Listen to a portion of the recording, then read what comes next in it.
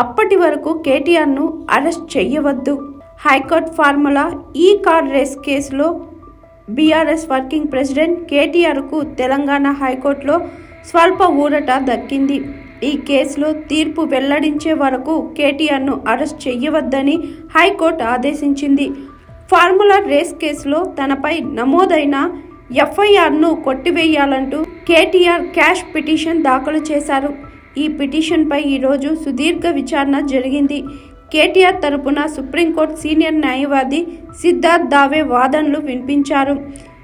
ACB తరపున advocate general Sudarshan Reddy వాదనలు వినిపించారు. వాదనలు ముగిసిన అనంతరం హైకోర్టు తీర్పును రిజర్వ్ చేసింది.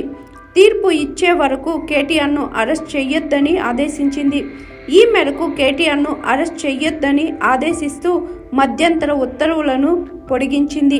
ఇటీవల క్యాష్ పిటిషన్పై విచారణ సందర్భంగా ఈ నెల 30వ వరకు కేటీఆర్ను అరెస్ట్ చేయవద్దని హైకోర్టు ఆదేశించింది.